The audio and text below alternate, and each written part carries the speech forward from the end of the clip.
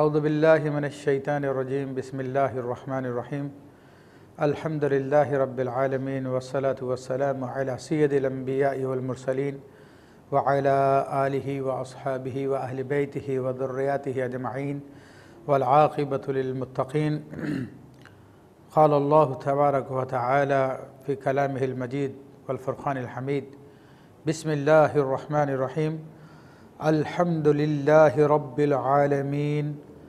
الرحمن الرحیم مالک یوم الدین ایاک نعبد و ایاک نستعین اہدنا الصراط المستقیم صراط الذین انعمت علیہم غیر المغضوب علیہم ولا الضالین آمین۔ صدق اللہ العظیم وصدق رسولہ النبی الکریم۔ مولاي صل وسلم دائما ابدا علی حبیبک خیر الخلق کلہم رب اشرح لی صدری ویسر لی امری واحلل عقدۃ من لسانی یفقہوا قولی۔ الحمدللہ رب العالمین۔ آج ہم قرآن مجید فرقان حمید کی تفسیر کا آغاز کر رہے ہیں، اور اس سلسلے میں سب سے پہلی سورۃ مبارکہ فاتحۃ الکتاب ہے،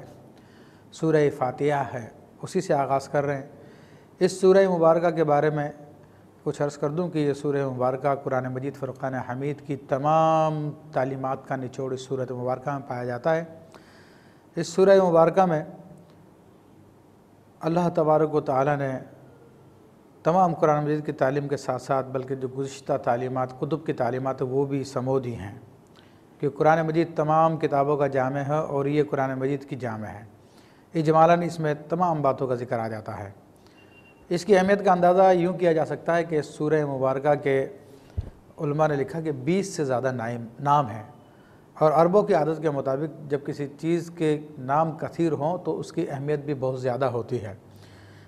چند ایک نام میں ذکر کر دیتا ہوں، جیسے اسے فاتحہ کہتے ہیں، اور یہ فتح یفتح سے جس کا معنی کھولنا ہے، تو یہ قرآن مجید فرقان حمید کو کھولتی ہے، اس کی ابتدا کرتی ہے۔ الفاتحہ بھی کہا جاتا ہے، فاتحۃ الکتاب بھی کہا جاتا ہے، اسے ام الکتاب بھی کہا جاتا ہے، ام القرآن بھی کہا جاتا ہے۔ اور عربی زبان میں ویسے تو ماں کے معنوں میں مشہور ہے، لیکن اصل کے معنوں میں بھی آتا ہے۔ خود قرآن مجید فرقان حمید میں یہ لفظ اصل کے معنوں میں استعمال ہوا، تو یہاں پر اس سے مراد ہوگا کہ قرآن مجید کی اصل۔ پھر اس کو سورۃ شافیہ بھی کہا جاتا ہے۔ تو شافیہ اس اعتبار سے کہا جاتا ہے کہ حدیث کریمہ کے مطابق اس میں تمام مرضوں کا علاج ہے، تمام بیماریوں کی شفا ہے۔ اسے وافیہ بھی کہا جاتا ہے، کافیہ بھی کہا جاتا ہے، تو اس کے سورہ دعا بھی کہا جاتا ہے، سورۃ الصلاۃ بھی کہا جاتا ہے۔ تو اس میں اس کے بہت سارے نام ہیں، اور سارے کے سارے نام اس کے مختلف صفات کے اعتبار سے ہیں۔ اس سورۃ مبارکہ میں اللہ تبارک و تعالیٰ نے اپنی حمد بیان فرمائی، اپنی ربوبیت کو بیان فرمایا، اپنے رحمان اور رحیم ہونے کو بیان فرمایا، اپنی ملکیت کو بیان فرمایا، اپنے استحقاق کو بیان فرمایا، وہی عبادت کے لائق ہے، اس بات کو بیان فرمایا۔ اللہ جل شانہ نے اپنے آپ کو مستعان حقیقی ہونا بیان فرمایا کہ وہ ہدایت دینے والا ہے، اسی طرح وہ گمراہی سے بچانے والا ہے، وہ نعمت نازل کرنے والا ہے۔ تو اللہ جل شانہ نے اس مختصر سی صورت میں اپنی بہت سی صفات کا ذکر فرما دیا ہے۔ سورہ فاتحہ کی 7 آیات ہیں، اور یہ 7 آیات سیدنا امام اعظم ابو حنیفہ رحمۃ اللہ تعالیٰ علیہ کی تحقیق کے مطابق بسم اللہ کے بغیر ہیں۔ امام اعظم ابو حنیفہ رحمۃ اللہ تعالیٰ اور بہت سارے مجتہدین کے نزدیک بسم اللہ شریف نہ تو سورہ فاتحہ کا جز ہے، نہ ہی کسی اور سورۃ مبارکہ کا جز ہے وہ، بلکہ درمیان میں ایک مقام پہ بسم اللہ شریف کا ذکر آتا ہے۔ البتہ اس لیے اس کا حکم دیا جاتا ہے کہ جب حافظ تراویح پڑھے رمضان شریف میں تو کم سے کم ایک مرتبہ جہراً بسم اللہ شریف بھی پورے 30 دنوں میں پڑھ لیں، تاکہ وہ ایک آیت مبارکہ قرآن مجید کی نہ رہ جائے۔ اب ہم سورہ مبارکہ کی تفسیر کے حوالے سے عرض کرتے ہیں کہ اللہ جل شانہ نے اس کی ابتدا اپنے حمد سے فرمائی، اور فرمائے کہ الحمدللہ رب العالمین۔ الحمد، الف لام یہاں پر عربی قواعد کے اعتبار سے استغراق کا ہے یا جنس کا ہے۔ اس کو اگر آسان زبان میں کہا جائے تو یہ الف لام ہر قسم کی تعریف جو بھی اللہ تبارک و تعالیٰ کی جاتی ہے،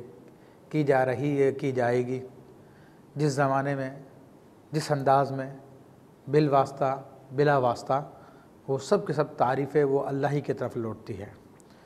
کیونکہ حقیقی تعریف کے لائق وہی ہے۔ اگر براہ راست اللہ جل شانہ کی تعریف بیان کی جائے، صفات بیان کی جائے، تو وہ تو سب کو سمجھ میں آ جاتا ہے، لیکن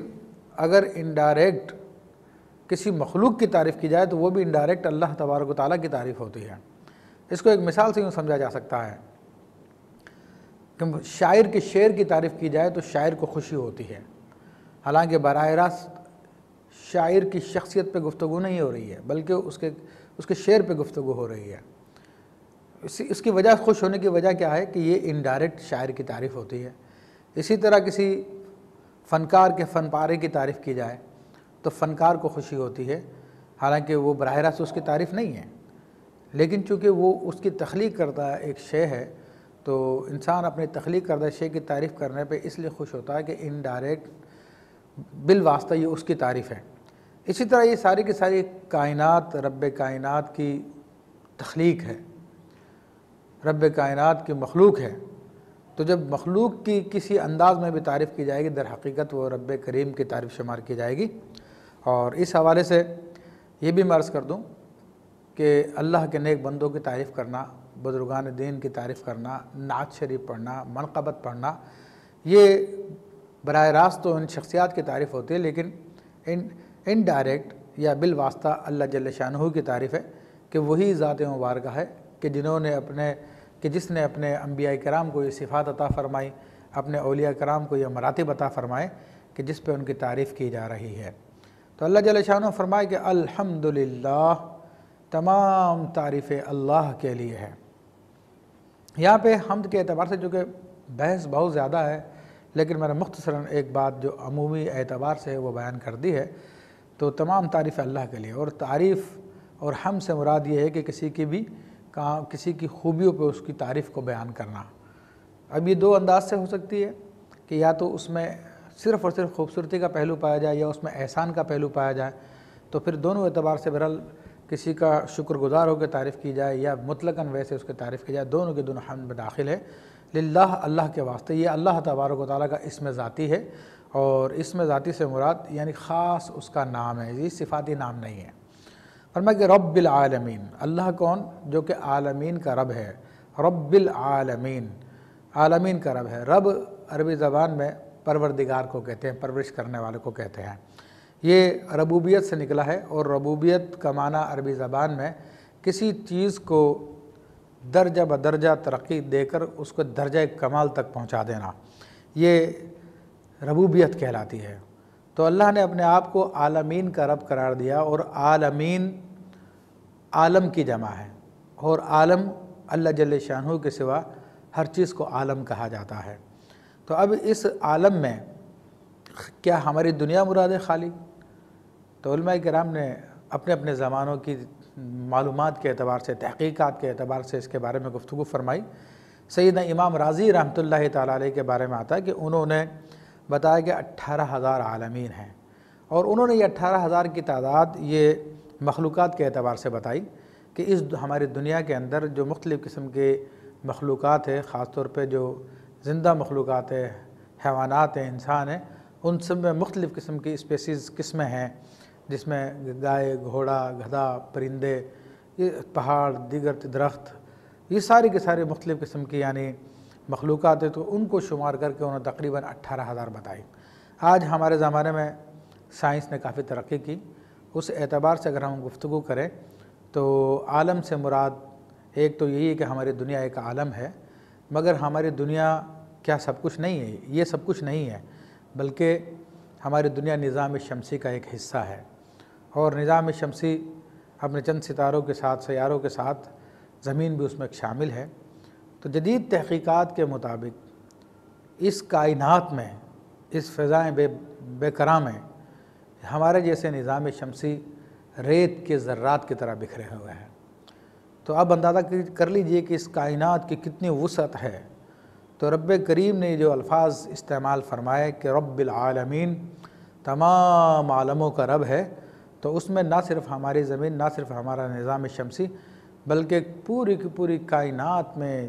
وہ تمام کے تمام مخلوقات جن کو ہم شمار نہیں کر سکتے، وہ سب کے سب کا اللہ تبارک و تعالیٰ پالن ہار ہے، اللہ تعالیٰ پالنے والا ہے۔ تو یہاں پہ اللہ تبارک و تعالیٰ نے اپنی ربوبیت کو بیان کر دیا کہ تعریف ہے اللہ کے لیے، اور اس کی وجہ کیا ہے؟ کیونکہ وہ تعریف کے لائق ہے، اور لائق ہونے کی وجہ یہ بتائی کہ اس نے تمام عالمین کا پروردگار ہے۔ اور یہ بہرحال ایک محسن جو طبیعت ہوتی ہے وہ اس بات کو جانتی ہے کہ جب کوئی اس پہ احسان کرے تو اس کے احسان پر شکر گزار ہونا چاہیے۔ تو جس طرح رب کریم نے ہم لوگوں کو پیدا فرمایا، اس طرح اس نے تمام کائنات کو پیدا فرمایا۔ اس کائنات کو پیدا فرمانے کے بعد اس میں ہماری رہائش کے لیے سامان پیدا فرمایا، ہمارے جینے کے لیے آسانیاں پیدا فرمائی۔ تو یہ رب کائنات کے عظیم احسانات ہیں، تو جس پر انسان کے دل میں جذبہ تشکر پیدا ہوتا ہے اور بے اختیار اس کے منہ سے نکلتا ہے الحمدللہ رب العالمین، تمام تعریف اللہ رب العالمین کے لیے سزاوار ہے۔ تو ایک تو حمد کی وجہ بتا دی گئی کہ وہ کیوں حمد کے مستحق ہے، کیوں حمد کا سزاوار ہے۔ پھر فرمایا کہ الرحمن الرحیم، وہ رحمان اور رحیم ہے۔ اب یہ اللہ تبارک و تعالیٰ کی دو صفات کا ذکر کر دیا گیا ہے، الرحمن الرحیم، دونوں میں تو مادہ رحمت ہی کا پایا جاتا ہے، مگر رحمان میں الفاظ زیادہ ہیں اور رحیم میں اس کے مقابلے میں کم ہیں۔ یہ عربی زبان کا قاعدہ ہے کہ جتنے الفاظ زیادہ ہوتے ہیں تو اسی طرح معنی میں بھی زیادتی پائی جاتی ہے۔ بعض لوگوں نے اسے سمجھا کہ شاید یہ مترادف ہے، جیسے اردو لفظ میں عام بعض اوقات محاورے کے طور پہ جو ہے کہہ دیا جاتا ہے، اور بعض اوقات فضول لفظ بھی استعمال کر لی جاتے ہیں، جیسا کہتے ہیں روٹی ووٹی، لمبا تڑنگا، یہ باتیں، اس کو یہ سمجھنا کہ معاذ اللہ اللہ تبارک و تعالیٰ نے الرحمن الرحیم اسی انداز میں بیان فرمایا تو سراسر غلطی ہے، گمراہی ہے۔ اللہ جل شانہ کے کلام میں کوئی لفظ بھی فضول نہیں ہے، بلکہ جس شخص نے یہ بات کہی یا کہتا ہے تو وہ عربی قواعد سے ناواقف ہے۔ چونکہ رحمان میں الفاظ زیادہ ہیں تو اس میں معنویت بھی زیادہ پائی جائے گی رحیم کے مقابلے میں، اور اس کے بارے میں بہت علماء نے زبردست گفتگو فرمائی، لیکن المختصر یہ کہ رحمان سے مراد اللہ کی خاص نعمتیں ہیں، یا رحیم سے مراد خاص نعمتیں اور رحمان سے مراد عام رحمتیں ہیں۔ یعنی اللہ جل شانہ نے اپنی بعض نعمتیں تو وہ عام رکھی ہیں جس میں کسی کے لیے قید نہیں لگائی گئی، جس میں کسی قسم کا فرق نہیں رکھا گیا، خواہ مسلمان ہو، خواہ غیر مسلم ہو، خواہ وہ انسان ہو، خواہ وہ حیوان ہو، خواہ وہ نباتات ہو،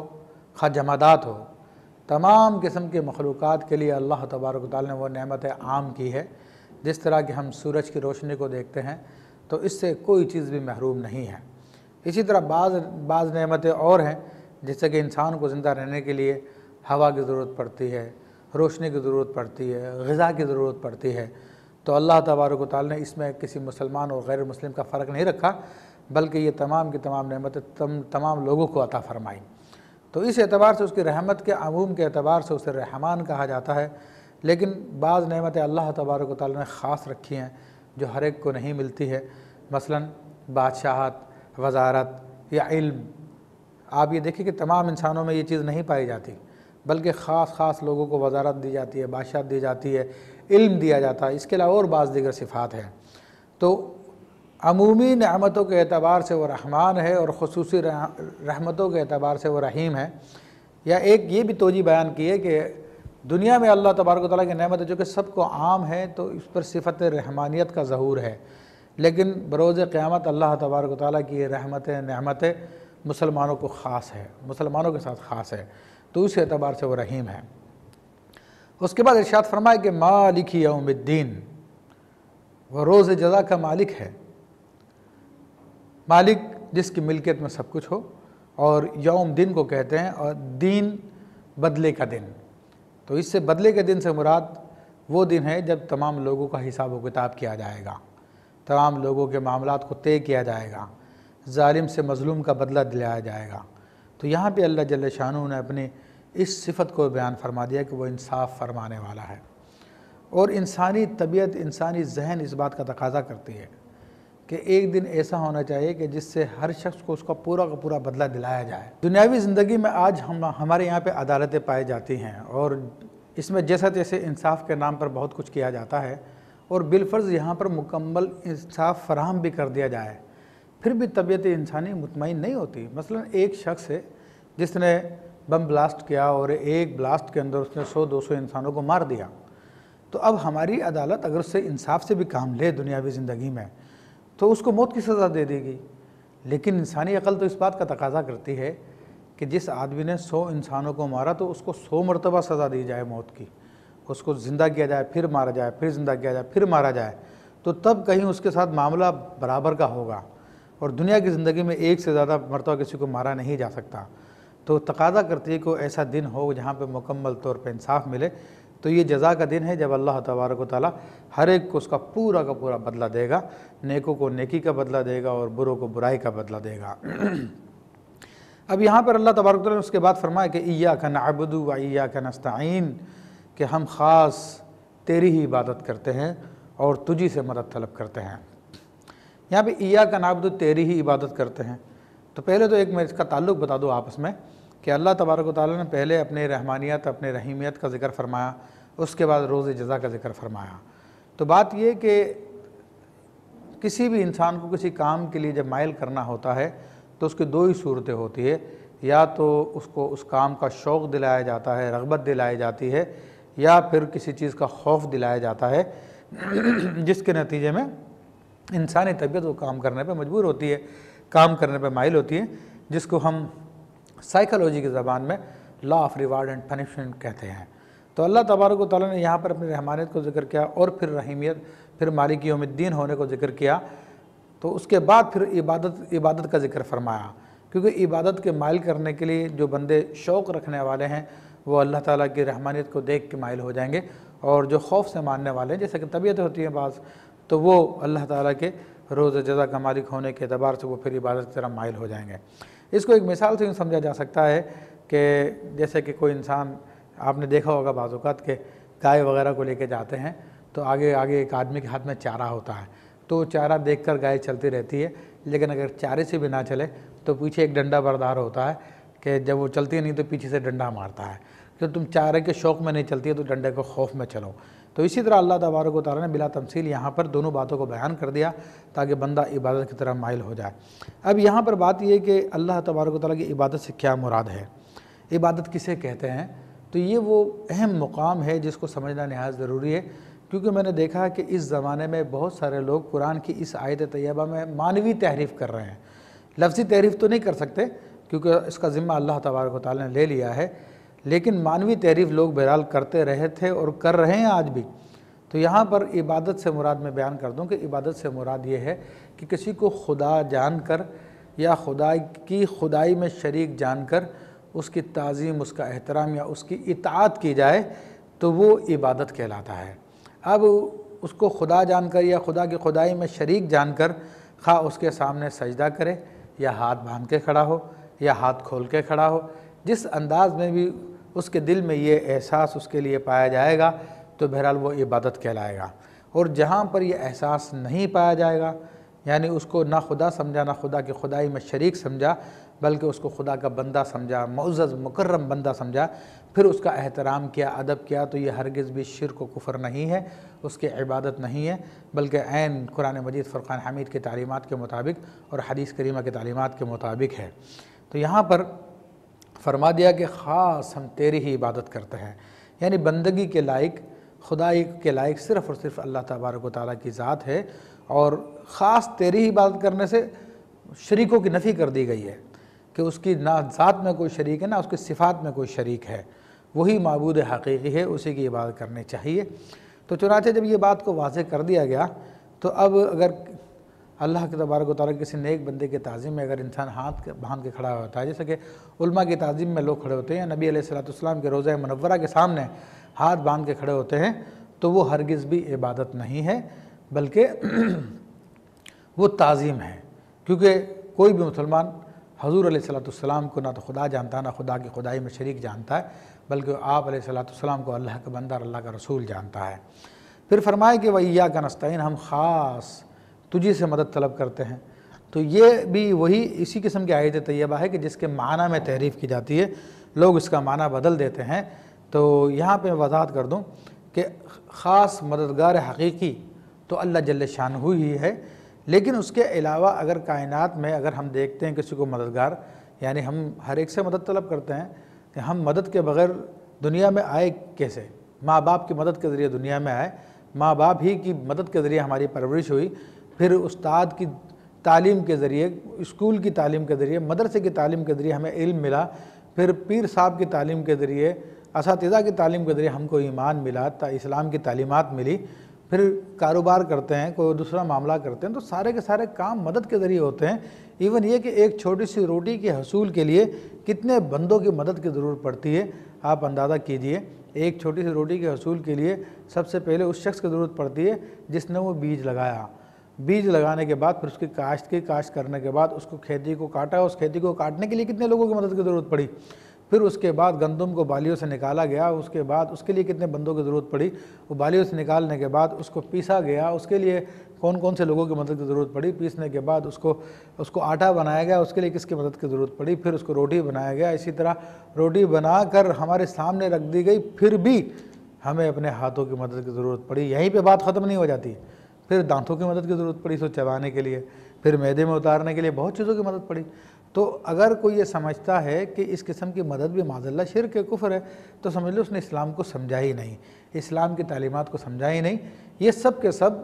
مظاہر ہے اللہ تبارک و تعالیٰ کی مدد کے۔ اسی طرح اگر اللہ کے نیک بندوں سے یا اولیاء کرام سے مدد طلب کرتا ہے تو اس میں بھی کوئی حرج نہیں، وہ بھی مظاہر ہے اللہ تبارک و تعالیٰ کی مدد کے۔ حقیقی مستعان مددگار تو اللہ تبارک و تعالیٰ ہے، یہ ذرائع ہیں درمیان میں، جس طرح کہ ہمارے پنکھے چلتے ہیں، موٹریں چلتی ہیں، دیگر ڈیوائسز چلتی ہیں، تو ان سب کے پیچھے الیکٹرسٹی ہوتی ہے، وہ تار آ رہا ہے، یہ تاری سب کچھ نہیں ہے، اصل تو پاور ہاؤس ہے جہاں سے یہ طاقت آ رہی ہے۔ تو اس طرح اللہ کے ولیوں سے یا نبیوں سے مدد طلب کی جائے تو اصل مددگار تو اللہ تبارک و تعالیٰ، یہ ذریعہ بنتے اس مدد کے لیے۔ پھر بعض لوگوں کے ذہنوں میں یہ ہوتا ہے کہ جناب حاضر سے مدد جائز ہے، غائب سے جائز نہیں ہے، تو یہ بھی ایک خود ساختہ اصول ہے، ورنہ نبی علیہ السلام کے احادیث طیبہ سے ثابت ہے۔ حسن حسین میں حدیث موجود ہے، صحیح حدیث ہے، اور کئی روایت اس میں، کئی کتابوں میں، کہ رسول اللہ صلی اللہ علیہ وسلم نے ارشاد فرمایا تم میں سے اگر کسی کا چوپایا گم ہو جائے، وہ جنگل میں تنہا ہو، تو وہاں سے یوں پکارے کہ اے اللہ کے بندوں میری مدد کرو، تو حالانکہ وہاں پہ کوئی نہیں ہے دیکھنے میں ظاہری طور پہ، سب کچھ غائب ہے وہاں سے، لیکن اللہ تعالیٰ رسول نے وہ تعلیم دی اور اس سے انسان کی مدد ہو جاتی ہے۔ اسی طرح یہ سمجھنا کہ وصال کے بعد مدد نہیں ہو سکتی ہے، زندہ سے مدد طلب کرنا جائز ہے، تو یہ بھی خود ساختہ اصول ہے، خام خیالی ہے، جس کی قرآن و حدیث میں کوئی حاصل نہیں ہے، بلکہ قرآن و حدیث کی تعلیمات کو دیکھتے ہیں تو جو دنیا سے وصال کر چکے ہیں ان سے بھی مدد ثابت ہے۔ یہ جو آج ہمیں 5 نمازیں پڑھ رہے ہیں، حقیقت میں تو 50 تھی، یہ تو موسیٰ علیہ السلام کی مدد درمیان میں آ گئی، تو آج ہم پر 50 کے بجائے 5 نمازیں پڑھ رہے ہیں۔ خود امام ابن کثیر نے اپنی کتاب البدایہ والنہایہ میں یہ واقعہ بیان کیا کہ جب مسلمان نبوت کے جھوٹے دعویدار مسیلمہ کذاب سے لڑ رہے تھے تو اس کا پلہ بھاری پڑ گیا، تو اس وقت مسلمانوں نے کیا کہا؟ وہ لکھتے ہیں کہ مسلمانوں نے یہ پکارا یا محمد یا منصور یا محمد یا منصور۔ آپ اندازہ کر لیجئے کہ رسول اللہ صلی اللہ علیہ وسلم کے وصال کو تو کئی سال گزر چکے تھے، سیدنا ابوبکر صدیق کا زمانہ تھا، اور کہاں وہ یمامہ میں تھے، اور رسول اللہ صلی اللہ علیہ وسلم کا مزار اقدس تو مدینہ منورہ میں تھا، تو یہ غائب سے مدد لینا بھی جائز ہے، صحابہ کرام کے عمل سے ثابت ہے۔ پھر فرمایا کہ اہدنا الصراط المستقیم۔ جب انسان نے اللہ کی حمد بیان کر لی ہے، اس کے بعد اللہ کی عبادت بھی کر لی، اسے مدد بھی طلب کر لی ہے، تو اب تعلیم یہ دی گئی ہے کہ عبادت کے بعد دعا کی جائے، اور دعا کیا کی جائے؟ جامع دعا ہے، اللہ تو ہمیں صراط مستقیم پہ چلا دے۔ اب صراط مستقیم پہ چلا دے، نبی علیہ السلام ایک مرتبہ زمین پہ تشریف فرما ہوئے، اور آپ علیہ السلام نے زمین پہ ایک خط کھینچا،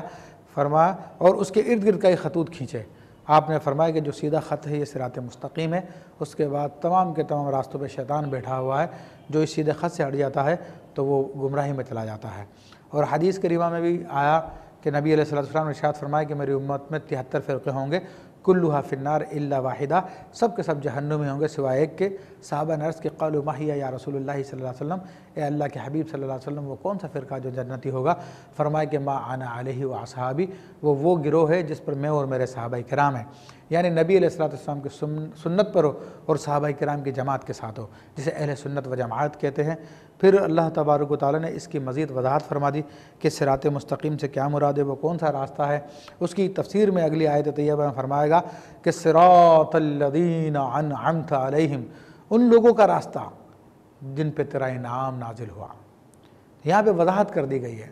اب وہ کون لوگ ہیں جن پہ اللہ تبارک و تعالیٰ کا انعام نازل ہوا، اللہ کی رحمتیں نازل ہوئی؟ تو اس کا جواب بھی ہم قرآن مجید فرقان حمید سے لے لیتے ہیں۔ اللہ تبارک و تعالیٰ نے جن لوگوں پہ اپنی نعمتیں نازل فرمائی ہے قرآن مجید فرقان حمید میں ان کو بیان فرمایا اور فرمائے گا اولئک مع الذین انعم اللہ علیہم من النبیین والصدیقین والشہداء والصالحین، یعنی وہ لوگ جن پہ اللہ کی نعمتیں نازل ہوئی ہیں ان میں پہلا درجہ انبیاء کرام کا ہے، دوسرا درجہ صدیقین کا ہے یعنی کامل اولیاء کرام کا ہے، والشہداء پھر شہداء کا ہے جو اللہ کی راہ میں شہید کر دیے جاتے ہیں، والصالحین اور چوتھا درجہ صالحین کا ہے۔ تو ظاہر ہوا کہ صراط مستقیم وہ راستہ ہے جو انبیاء کی تعلیمات کے مطابق ہو، صحابہ کرام کی تعلیمات کے مطابق ہو، اولیاء کرام کی تعلیمات کے مطابق ہو اور صالحین کی تعلیمات کے مطابق ہو۔ تو الحمدللہ یہ اہل سنت ہے کہ جو تمام تعلیمات کے مطابق ہے، ورنہ آپ لوگوں کو دیکھیے کہ کوئی صحابہ کرام سے بغض رکھتا ہے تو کوئی اہل بیت سے بغض رکھتا ہے، کوئی ائمہ مجتہدین سے بغض رکھتا ہے تو کوئی تمام ماضی کے جتنے علماء آج تک گزرے ہیں تمام کے تمام امت مسلمہ سے بغض رکھتا ہے، اور کوئی تمام کے تمام محدثین کا انکار کر دیتا ہے۔ تو یہ ساری کی ساری باتیں وہ ہیں جو کہ اس بات پہ دلالت کرتی ہے کہ اس کا راستہ وہ راستہ نہیں ہے جس پہ اللہ کا انعام نازل ہوا۔ اور پھر مزید وضاحت کے لیے ہمیں بتا دیا گیا کہ صراط مستقیم کون سا ہے۔ ایک تو وہ جس پہ انعام نازل ہوا ان لوگوں کا راستہ، پھر اس میں مزید فرق کرنے کے لیے تاکہ گمراہی کا راستہ جدا کر دیا جائے، تعلیم دی گئی کہ غیر المغضوب علیہم ولا الضالین، ان لوگوں کے راستے مت چلانا جن پہ تیرا غضب نازل ہوا، اور نہ ہی ان لوگوں کے راستے پہ جو کہ راہ حق سے بھٹک چکے ہیں۔ ترمذی شریف کی روایت کے مطابق کہ غیر المغضوبی یعنی ان لوگوں کے راستے پہ نہیں جن پہ تیرا غضب نازل ہوا، جن لوگوں پہ غضب نازل ہوا اس سے مراد یہودی لوگ ہیں، اور ضالین سے مراد جو گمراہ ہو گئے ہیں اس سے مراد وہ عیسائی لوگ ہیں جو سیدنا عیسیٰ علیہ السلام کی محبت میں انہیں خدا یا خدا کا بیٹا بنا بیٹھے۔ یہودیوں نے انبیاء سے بغض رکھا تو اس کی وجہ سے یہ ان پہ غضب کیا گیا۔ تو یہاں پر ہمیں واضح طور پہ ہدایت دے دی گئی ہے، اور اس میں یہ اشارہ بھی کر دیا گیا ہے اے مسلمانوں تم صراط مستقیم پہ چلنے والے ہو، اب جب صراط مستقیم پہ چل رہے ہو ان تمام راستوں سے گریز کرو جس میں اللہ تبارک و تعالیٰ کا غضب نازل ہوا، جو اللہ تعالیٰ کی راہ سے بھٹک گئے ہیں ان راستوں سے نفرت رکھو، کہیں تمہارے دل ان کی طرح نہ کر دیے جائیں۔ تو یہ سورہ مبارکہ میں اللہ تبارک و تعالیٰ نے بندہ مومن کو یہ تعلیم دی۔ بندہ مومن نے یہاں پر اللہ تعالیٰ کی بارگاہ میں صراط مستقیم کی ہدایت طلب کی۔ صراط مستقیم کا کچھ نقشہ اس سورۃ مبارکہ میں اجمالاً بیان کر دیا گیا ہے۔ جب بندہ یہ دعا کرتا دل کے ساتھ تو پھر اللہ تبارک و تعالیٰ اس کی دعا کو قبول فرماتا ہے، جس کے نتیجے میں اس کو پورا قرآن عطا فرما دیا جاتا ہے۔ تو اب انشاءاللہ تبارک و تعالیٰ جس ہدایت کو طلب کیا گیا تھا ہم قرآن مجید کی تفسیر انشاءاللہ کریں گے، اس میں اسی ہدایت کا بیان ہے۔ اللہ جل شانہ ہمیں ہدایت یافتہ لوگوں کے راستے پہ رکھے، اور جن لوگوں پہ غضب ہوا ہے جو گمراہ ہو چکے ان کے طریقوں سے بچائے۔ وآخر دعوانا ان الحمد للہ رب العالمین۔